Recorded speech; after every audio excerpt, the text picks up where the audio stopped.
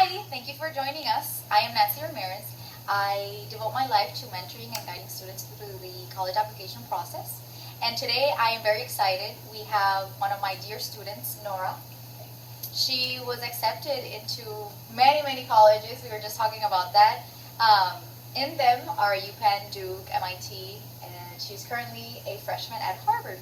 So, welcome, Nora. Today we're going to talk about a couple of things regarding the college application process, and it's going to be a Q&A. So, here we go. First question. So, Nora, at what age did you start preparing, planning, and dreaming about college? Okay, so since I was really small, my parents always wanted me to go to college in the States. And I guess that was always predetermined. But I guess I started thinking about college around 9th, 10th grade, and just thinking about like, oh, this would be fun, it would be awesome to be in Boston, and that was definitely one of the things I really wanted from my college experience. Excellent. Did you ever think about college earlier than that? I mean, so in 4th grade, I really wanted to go to MIT, but yeah.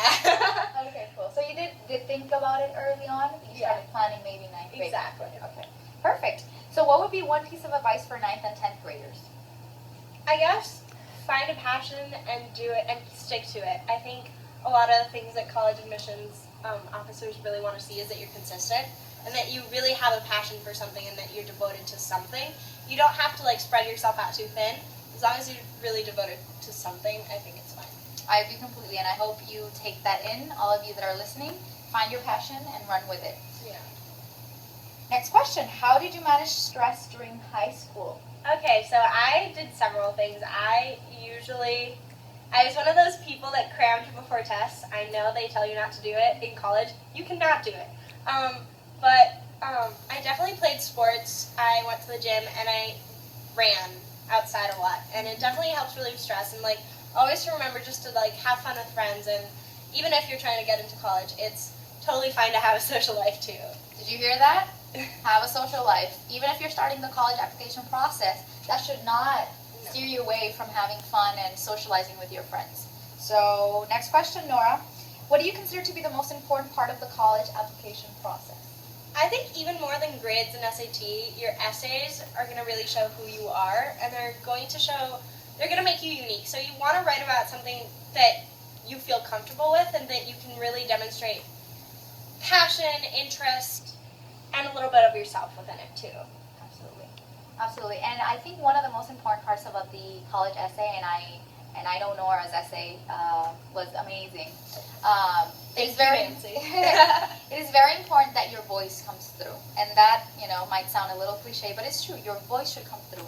And what I mean by voice is the way you think, the way you communicate should be heard in those words in the essay. And even more so, you can write about anything. You don't really have to think, oh, I need to write something that will make me spectacular. And I mean, one of my friends wrote his essay on whistling and how he learned how to whistle.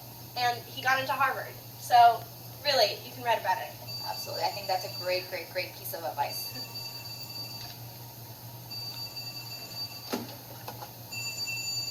I won't edit. It's fine. No, but edit, don't worry. Okay, seguimos. Okay, next question.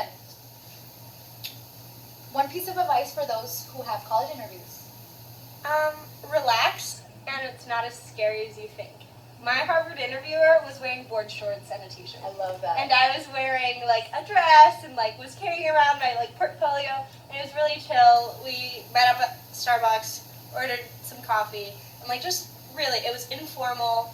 And it was like about an hour long, and we just kept talking, and the conversation flowed. And I think that's really important that you connect with your interviewer and just make sure that conversation isn't stuck and awkward.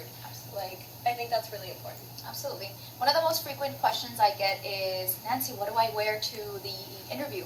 And I actually get pictures sent to me with the different wardrobes my students are thinking of wearing. And I usually tell students, I shouldn't be the one choosing what you're going to wear to your interview. You should choose what you wear to your interview. If you're more of a proper, more, more refined type of person, then you wear, your nice button-up shirt and your nice trousers. But if you're a relaxed kind of person, you just go relax, and wear whatever you want. Yeah, I remember one of the things Nancy was telling me, she was like, you might not want to wear sandals because you don't want them staring at your like toes or something. Your stinky toes! Yeah. I know, I have a thing about toes. I don't like seeing people's toes because usually they're not Okay, cute. well, Nancy. So I don't know, you might want to wear closed-toed shoes. Right. Okay, perfect. So next question, what 3 pieces of advice would you give someone who is currently completing their application? So I think a lot of it is relax, and once you think your essay is good enough, it's probably good enough. You don't want to obsess with it. You don't want to be like, I know we spent like, I don't know, like 2 hours trying to come up with a title for one of my essays. Like That was fun though, that was I fun. mean, it was fun, but it's not really that important. Like, I'm sure you could devote your time to something else. Second piece of advice is, always be ready for anything. Like, hope for the best, but don't necessarily expect that you're gonna get in everyone, or that you're gonna like get everything that you want. Like, always have hope, always feel like you're good enough, and always accept that, you know, if they don't accept you, it's not, it maybe wasn't even you, it was just that it wasn't a good fit. You were probably good enough anyway. And third, a lot of the times, I definitely felt that I was scared I wouldn't get in anywhere. I was like so nervous, and it was nerve-wracking to wait. But honestly, I feel like college admissions officers see a lot more of you than you think that you're showing. And they definitely appreciate qualities that you might not see in yourself.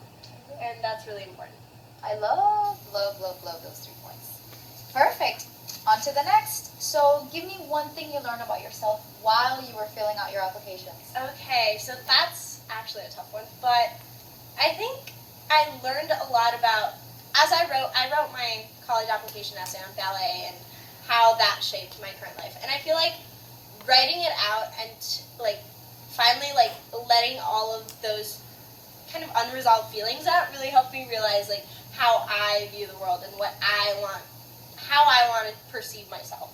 And I think that was really important for me. That's beautiful. I love that. I love that. Okay, great.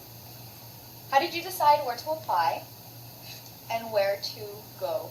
Okay, so where to apply was tough. I really wanted to like apply to just top schools, and Nancy was like, you need some safety schools, and I was like, okay, I need some safety schools. But even my safety schools are actually pretty good schools. So I decided to take a trip my summer from 11th to 12th grade, was it? And to see all of the colleges that I was thinking of applying to. And I was dead set on Brown. I hated Harvard. I did not want to apply to Harvard. And I was dead set on Brown. And once I saw Brown, I hated it. And I ended up not applying. Brown, if you're listening, I'm sorry. turn it off. I'm sorry, but it's true. I mean, everyone has that. Like, I have friends Of who course. like saw JHU and they were like, oh, I don't like it. So, I mean, it really depends on how you are as a student and how the environment fits with what you want from college. So definitely if you have the chance, go see colleges. And then to choose, I guess I looked at like financial aid, how great the college was, and how I liked it when I visited. Can we just say what 2 schools you were choosing? I mean, okay, I was choosing between Harvard and MIT. Thank you. And I think I chose Harvard because I wasn't going to do engineering, but I really did love MIT too, so I still visit a lot and I have a lot of friends there. Yay! It's really So you fun. see, that's actually pretty important.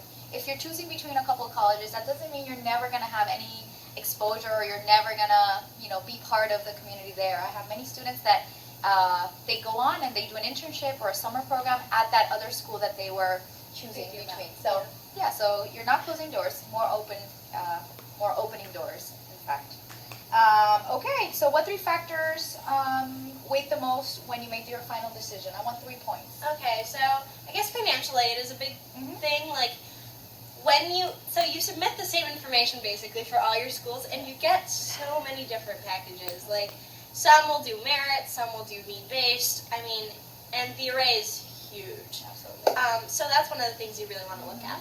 Second, I really wanted to be near a city, but not necessarily within a city. Okay. So location was one of the big things because I really want to be exposed to like the culture of a city, like the multicultural aspects, theater, dance, the nightlife. It's just really nice to have a city so close by, but still live in Cambridge. And third, I think the people matter a lot.